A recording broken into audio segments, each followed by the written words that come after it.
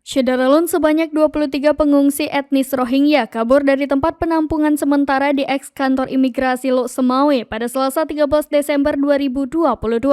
Informasi ini diperoleh serambinews.com pada Rabu 14 Desember 2022. Hilangnya pengungsi Rohingya tersebut diketahui saat pihak UNHCR mengecek jumlah pengungsi Rohingya dari eks-kantor imigrasi yang berlokasi di Dusun Ule Blangmane, Kecamatan Blangmangat, Lok Semawe. Kapolres Lok Semawe AKBP Hengki Ismanto membenarkan informasi kaburnya pengungsi Rohingya itu. Menurutnya hingga kini para pengungsi Rohingya di eks-kantor imigrasi Lok Semawe totalnya 229 orang, namun sekarang berjumlah 206 orang.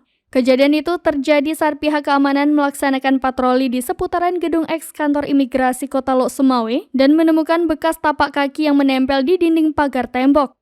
Kemudian pada pukul 8.30 waktu Indonesia Barat, pihak keamanan melakukan pencarian dan melaporkan kepada pihak UNHCR bahwa ada etnis Rohingya yang melarikan diri dari tempat penampungan tersebut.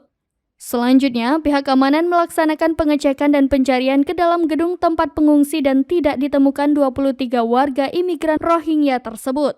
Pada pukul 11 sampai dengan pukul 15.30 waktu Indonesia Barat, dilakukan pengecekan dan pendataan oleh pihak UNHCR terhadap pengungsi Rohingya yang berada di gedung eks-kantor imigrasi Lok Semawe. Ternyata benar 23 Rohingya sudah tidak ada di lokasi tersebut. Kejadian serupa diperkirakan akan terus terjadi dan diduga melibatkan jaringan perdagangan manusia yang diperkirakan dari luar daerah datang untuk melakukan penjemputan terhadap warga Rohingya itu.